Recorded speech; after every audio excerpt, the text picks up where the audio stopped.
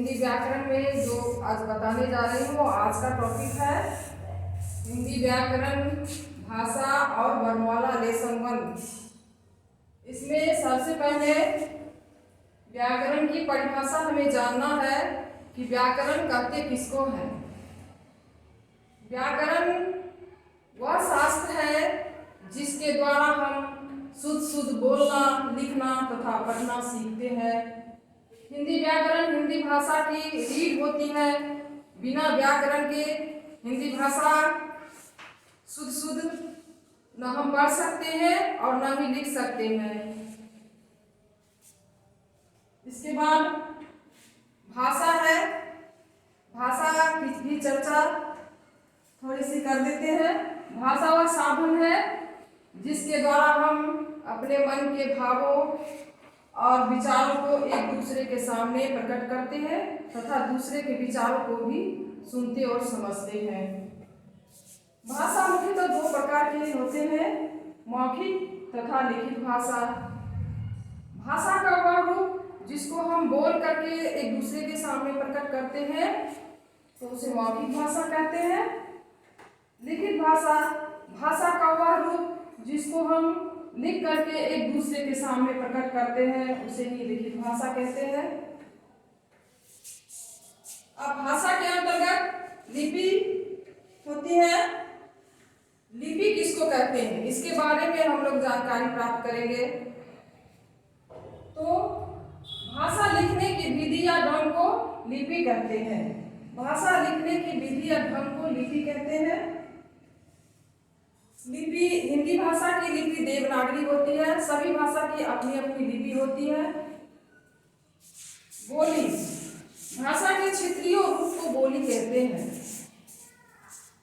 सभी क्षेत्र की अलग अलग भाषा होती है जो बोली कहलाती है। इसके बाद है वर्णमाला।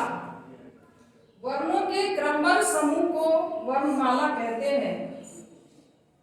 वर्णमाला के अंतर्गत अ से लेकर के ह तक जो कुछ भी हम लोग लिखते हैं उसके अंतर्गत क्रमबद्ध जो लिखते हैं वही वर्णमाला कहलाती है।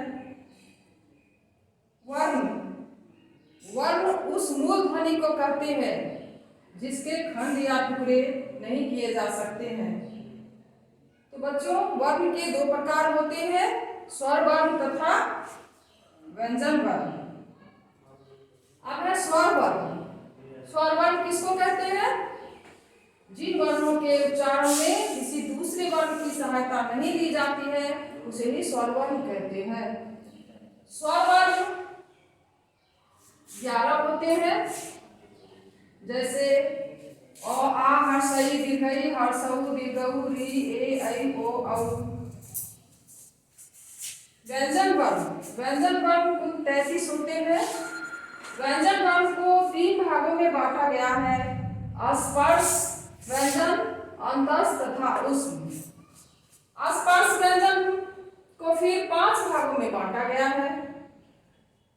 सबसे पहले है कवर्ग। कवर्ग में भी 5 वर्ग होते हैं। क, ख, ग, घ, ङ कवर्ग कहलाते हैं। चवर्ग च, छ, ज, झ यो चवर्ग कहलाते हैं। टवर्ग ट, ठ, ड, ढ, न टवर्ग कहलाते हैं। तवर्ग त, थ, द, ध, न तवर्ग कहलाते हैं। पवर्ग प, फ, ब, भ, म पवर्ग कहलाते हैं। अंतस्थ है। अंतस्थ य, र, ल, व अंतस्थ कहलाते हैं। ऊष्म तालव्य स, मूर्धन स, दंत स, ह ये ऊष्म कहलाते हैं। इसके अलावे संयुक्त वर्ण अक्ष, त्र, ज्ञ, स्र इत्यादि संयुक्त वर्ण कहलाते हैं। संयुक्त वर्ण कहते किसको है? 2 व्यंजनों के मेल से जो एक नया शब्द बनता है उसे ही संयुक्त वर्ण कहते हैं।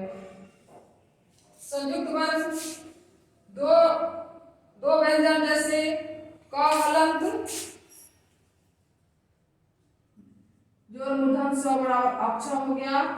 ये 2 व्यंजन वर्णों के संयोग से एक नया शब्द बना। अब है अयोगवार। अंग तथा अह ये अयोगवार होते हैं। अयोगवार न तो स्वर में होते हैं और न ही व्यंजन में होते हैं। ये अयोगवार अंग, अ अयवाक कहलाते हैं।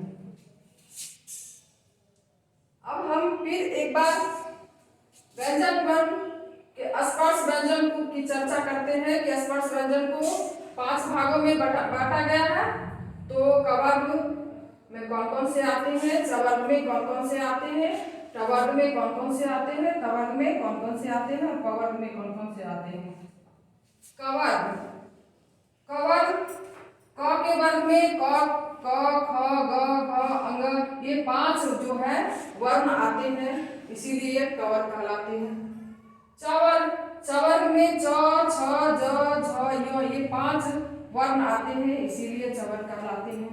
टवर्ग, ट, ठ, ड, ढ, न, ये 5 वर्ण आते हैं इसके अंतर्गत, इसीलिए टवर्ग कहलाते हैं। टवर्ग, त, थ, द, ध, न, ये तवर्ग के अंतर्गत आते हैं, ये 5 वर्ण, इसीलिए तवर्ग कहलाते हैं। पवर्ग, प, फ, ब, भ, म, ये 5 वर्ण पवर्ग के अंतर्गत आते हैं, इसीलिए पवर्ग कहलाते हैं। इसके बाद है एक द्वित व्यंजन। द्वित व्यंजन जो 2 व्यंजनों के मेल से एक नया शब्द बनता है, 2 समान व्यंजन मिल करके एक नया शब्द बनता है, उसे ही द्वित व्यंजन कहते हैं। जैसे त त संयुक्त आकार, इससे एक नया शब्द बन गया पत्ता। च च संयुक्त आकार, ये 2 समान व्यंजन है, ये दोनों मिल करके एक द्वित व्यंजन का शब्द नया शब्द बना कच्चा, तो इत्यादि ये द्वित व्यंजन कहलाते हैं। तो बच्चों मैं आज के क्लास में इतना ही बता रही हूँ, नेक्स्ट दूसरे दिन बताऊंगी फिर से।